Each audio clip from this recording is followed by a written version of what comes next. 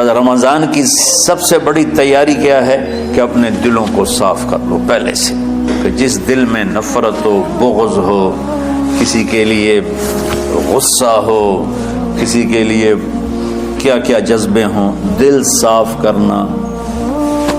ہمارے گھروں میں روزانہ جھاڑو ہوتا ہے، یہاں مدرسے میں روزانہ صفائی ہوتی کہ نہیں ہوتی؟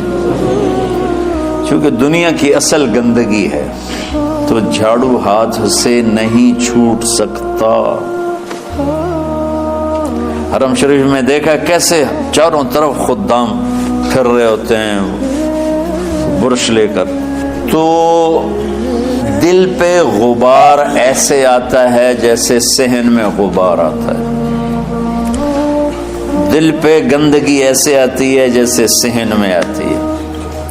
تو ہم نے نظام بنایا ہوا ہے، لوگ وہ کر رہے ہیں، وہ روزانہ جھاڑو دیتے ہیں۔ تمہارا دل ایک آنگن ہے، ایک صحن ہے، اس میں بغض، نفرت، حسد، پتہ نہیں کیا کیا گندگیاں آئیں گی اور آتی رہیں گی۔ بچوں ایک کام کرو، جھاڑو پکڑ لو، صاف کرو۔ یا اللہ معاملہ تجھ سے کرنا ہے، لوگوں سے نہیں۔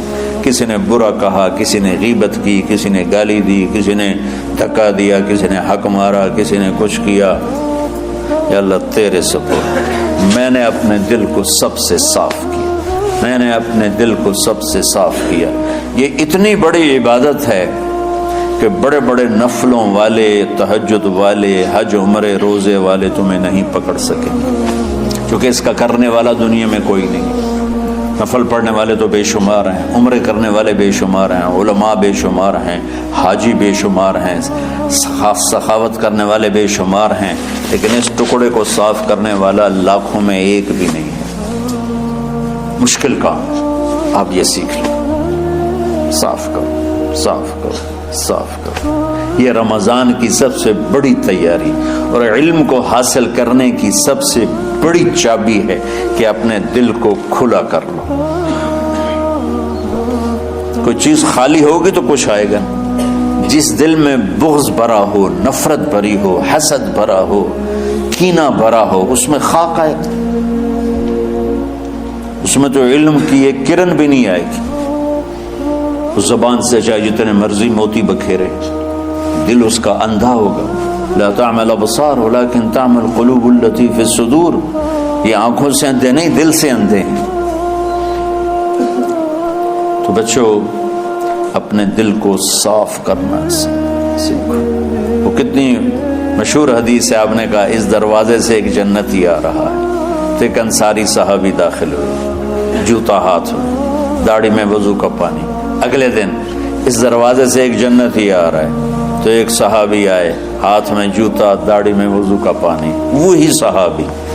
اگلے دن اس دروازے سے ایک جنتی آ رہا ہے، تو وہی صحابی 3 دن جنت کی بشارت لیا۔ اس صحابہ کی جماعت میں ایک شخص ہیں جن کا نام ہے عبداللہ بن عمرو بن عاص۔ ان سے بڑا عبادت گزار صحابہ میں کوئی نہیں تھا، نہ سابقین میں، نہ متاخرین میں، نہ پہلوں میں، نہ بعد والوں میں۔ ان کی عبادت کیا تھی؟ ساری رات جاگنا، سارے دن کا روزہ، اور ایک ختم قرآن صبح سے شام تک۔ اتنی اللہ نے طاقت دی تھی۔ پھر وہ غلوف والی بات آ گئی، ایکسٹریم ہونے والی بات آ گئی۔ ان کی شادی والی رات حجلہ عروسی میں داخل ہو رہے ہیں، دلہن کے کمرے میں داخل ہو رہے ہیں، اور مصلی بچھا کے اللہ اکبر، اور دیر نفل تے نفل، دیر نفل تے نفل۔ تو ان کی بیگم نے دیکھا تو وہ بھی خیر کا زمانہ تھا، انہوں نے بھی وضو کیا اور پیچھے مصلی بچھا کے وہ بھی فجر تک نفل پڑھتے رہے۔ صبح ہوئی تو حضرت عمرو بن عاص رضی اللہ عنہ نے پوچھا، بیٹی رات کیسی گزری؟ کہا جی ماشاءاللہ آپ کے بیٹے تو بڑے عبادت گزار ہیں، ساری رات نفلوں میں ہی گزری۔ تو وہ ان کو شکایت کر دی۔ حضرت عمرو بن عاص کو اتنا غصہ چڑھا، ان بیٹے کو تو کچھ نہیں کہا، کتنی حکمت کی بات ہے، سیدھے گئے اللہ کے نبی کے پاس، یا رسول اللہ یہ عبداللہ دیکھیں کیسا نادان ہے، اس کی شادی کی ساری رات نفل پڑھتا رہا۔ تو آپ کہتے ہیں ماشاءاللہ ماشاءاللہ کتنی بڑی بات ہے۔ نفلوں میں گزر گئی، رات بھی نفلوں میں گزر گئی۔ تو آپ نے حضرت عبداللہ بن عمر کو بلا کے ڈانٹا کہ تو نے مہینے میں 3 دن روزے رکھنے ہیں، بس اس سے زیادہ نہیں رکھنے، اور ہفتے میں 1 قرآن ختم کرنا ہے۔ کہ یا رسول اللہ میرے اندر طاقت زیادہ ہے۔ پھر اچھا 15 دن روزے رکھنے، کہ نہیں میرے اندر طاقت زیادہ ہے۔ آپ اس کو تھوڑا تھوڑا کر کے گھٹاتے رہے، اور وہ ہر دفعہ نہیں یا رسول اللہ میرے اندر طاقت زیادہ ہے۔ تو آخر میں آپ نے کہا اچھا چلو 100 میں داؤدی پہ آ جاؤ، 1 دن روزہ رکھو، 1 دن افطار کرو، اور 3 دن سے پہلے قرآن ختم نہیں کرنا۔ تو آپ نے اس کو پیچھے کیا۔ یہ بیٹھے تھے اس محفل میں، ان کے دل میں آیا کیا یہ بزرگ مجھ سے زیادہ عبادت کرتا؟ رات میں ساری جاگتا ہوں، دن روزہ رکھتا ہوں، 1 ختم کرتا ہوں، تو جنت کی بشارت تو مجھے ملنی چاہیے تھی، ان کو کیسے مل رہی؟ یہ کسی کتاب میں نہیں لکھا کہ یہ ان کا جذبہ تھا، لیکن جو کہ میں ان کی سیرت کو جانتا ہوں تو مجھے خیال آتا ہے کہ ان کی نفسیات میں یہ بات آئی ہوگی، چونکہ صرف انہی کو خیال آیا کہ میں جا کے دیکھتا ہوں کہ یہ بزرگ کیا کرتے ہیں۔ تو ان کے پاس پہنچ گئے، چاچا ذرا، وہ ادھیڑ عمر تھے، چاچا وہ میرے ابا تھوڑے ناراض ہیں، تو کچھ دن آپ کے پاس گزارنا ہوگا، بیٹا بسم اللہ آ جاؤ۔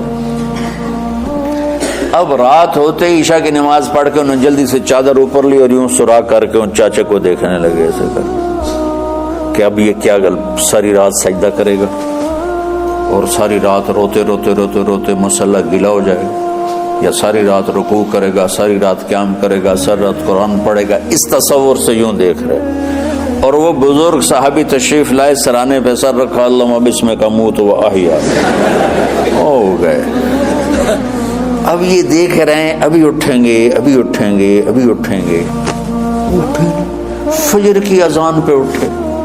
اب یہ تو حیران پریشان ہو گئے کہ یہ کیا ہو؟ اس زمانے میں تو منافق تہجد نہیں چھوڑتے تھے ڈر کے مارے کہ پتہ نہ چل جائے ہمارے کفر کا، تو یہ چاچا جنت بھی لے گیا تو ستا بھی پیا کہ چلو کل دیکھوں گا۔ اگلی رات پھر چادر سر پہ کر کے اور یوں سوراخ کر کے لیٹے ہوئے اور دیکھ رہے، چاچا پھر تشریف لے اور سرانے پہ سر رکھا، اللہم بسمک اموت و احیا، ہو گئے۔ فجر کی اذان پہ اٹھے، یہ اور پریشان ہو گئے کہ میرا نبی کا فرمان تو سچا ہے، اس میں تو شک بھی کفر ہے، لیکن عمل کیا ہے جس پر اس کو جنت کی بشارت ملی؟ 2 رکعت نفل بھی نہیں۔ اور آج کے دور میں تم میں سے ماشاءاللہ اکثر بچے تہجد پڑھتے ہیں کہ 1 رات اور دیکھوں گا، تیسری رات اللہم بسمک اموت و احیا، ساری رات۔ تو تیسری رات پھٹ پڑے عبداللہ بن عمر، کہنے گے چاچا میری ابا سے کوئی لڑائی نہیں تھی، 3 دن میں تیرے بارے میں سنتا رہا، جنتی جنتی جنتی۔ میں دیکھنے آیا تھا کہ آپ کیا کرتے ہیں، آپ تو کچھ بھی نہیں کرتے ہو، ساری رات سوتے رہتے ہو، اب کیا کرتے ہو؟ ان کا بیٹا یہی ہے جو تم نے دیکھا ہے۔ اب ان کو سمجھ میں نہیں آ رہا کہ یہ جوڑ کیسے بٹھاؤں، ادھر جنت کی بشارت، ادھر ساری رات خراٹے، اب یہ اس میں جوڑ کیسے بٹھاؤں، کیونکہ نبی کی بات تو غلط ہو نہیں سکتی۔ تو اب وہ نا ایسے نا بڑے بے دل سے ہو کر واپس مڑے، پتہ نہیں کی چکر ہوئے گی کوئی گل۔ جب وہ دروازے تک پہنچے تو کہنے لگے بیٹا ادھر آنا، واپس آ گئے۔ کہا میں تمہیں اصل راز کی بات بتاتا ہوں۔ کہا کیا ہے کیا ہے؟ تو یہاں ہاتھ رکھا، کہا یہ جو دل ہے نا اس میں کسی انسان کی نفرت نہیں۔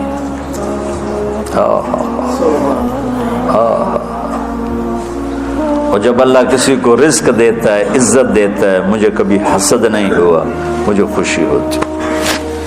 تو عبداللہ بن عمر نے کہنا تھا ہاں یہ بات ہے، نہیں، انہوں نے کہا ہاذا ہوا، اچھل کے کہنے لگے ہاذا ہوا، ہاں ہاں ہاں یہی ہے یہی ہے یہی ہے۔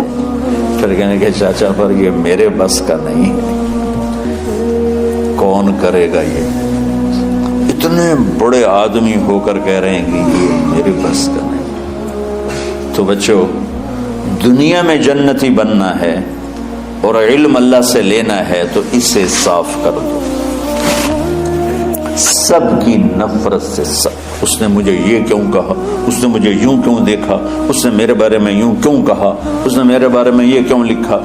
جس کی تعریف ہوتی میری کتنی برائی ہوتی، صرف تعریف تو نہیں ہوتی، بھرا پڑا سوشل میڈیا مجھے گالیاں دیں۔